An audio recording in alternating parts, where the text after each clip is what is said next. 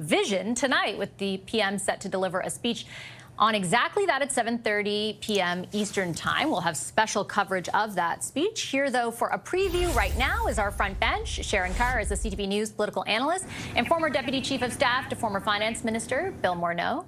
Kevin Deagle is a vice president at Crestview Strategy. He held senior roles in key portfolios in the Trudeau government, including at Natural Resources Canada. Jamie Ellerton is the principal at Canaptus and worked for Minister Jason Kenney during the Harper government. And Sebastian Skanski was former director of media relations to Conservative leader Pierre Poilievre. Hi, everybody. Very good to see you. Sharon, I'll start with you. What are the chances that either the Bloc or the Conservatives at this point support the budget, do you think, after watching these meetings take place?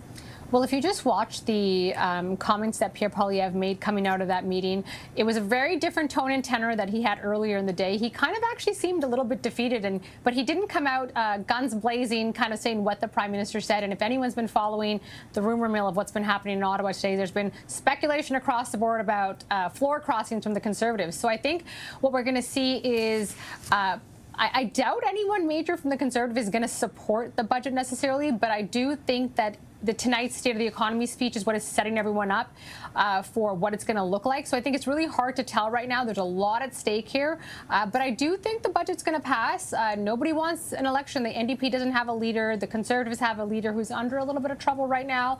So everything is a little bit up in the air, but I do think that it will pass when it comes.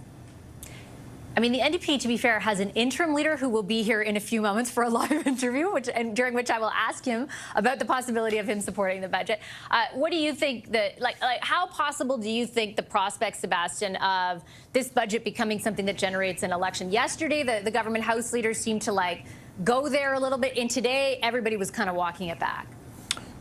Well, Vashi, it's a very compelling narrative for the Liberals to have at a time when we see manufacturing plants and job losses happening daily across the country. I think they want to generate a distraction. I know tonight Prime Minister Carney is addressing youth, apparently. I'll note under his leadership, the youth unemployment rate has skyrocketed to nearly 15%, a 15-year high. So it will be very difficult for the Conservatives, as outlined by Pierre Poilievre just moments ago, to back a document, a spending plan that makes life more difficult, increases the costs and taxes for especially those young people. So the Conservatives obviously have no purpose supporting this. It'll be up to the NDP, who have been historically incredibly weak and under the thumb of the Liberals. We'll see what they have to do to avoid an election. Kevin, I wanted to just jump off some of that and ask you about the speech tonight, and in particular, the idea about narrative setting, because I think that's what this is definitely aimed at doing. I would say 6 weeks ago, the narrative was very confusing, and right from the Prime Minister, right, austerity and investment. They have dropped talk of austerity. They certainly aren't using that word, and now we keep hearing, particularly over the last week, generational investment. What is the messaging that you anticipate tonight, and what are they trying to accomplish? It's a great question, Vashi. I think the generational investment piece is particularly interesting, understanding that they're talking to students tonight at the University of Ottawa, and that's not a coincidence. I'm really looking for three things to come out of this speech today. The first is really to talk about affordability and the importance of affordability for everyday Canadians who are all feeling the pinch. The second is to see a bit of a plan that the Prime Minister lays out around building a stronger economy over that generational and intergenerational time period. So that includes trade diversification, really diversifying our partners, our trading partners, and it includes enhancing our productivity here at home. And the third piece that I'm really looking for is reassurance.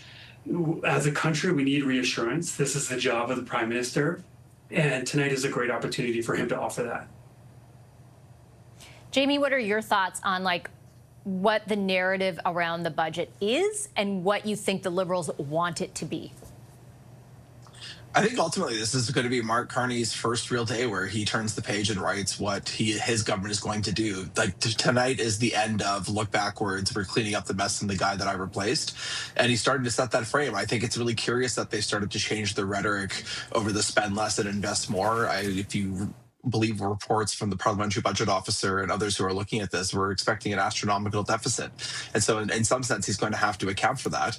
And he's also going to have to show what the path forward is, because everyone knows these financials are not sustainable for the country. And so I think when you look at what the Prime Minister's trying to do tonight, I think he's trying to give himself the oxygen to pre-position the worst of what the budget's going to be, as well as probably attach some kind of rhetorical vision as to what he thinks Canada can become, delay a blueprint for his government. But I think the biggest issue for this government right now is not what the Prime Minister is going to say. It is the massive gap between Mark Carney and a microphone and everything his cabinet ministers are able to do, and the gulf on how that deliverability and what they're actually able to accomplish and how Canadians experience that continues to be quite stark. What do you think? Why do you think, Sharon, the Prime Minister is making this speech tonight? Yeah, so the speech tonight, which we're going to call it like a state of the economy speech, and I know Sebastian hates that I say that, but it's a state of the economy type of speech.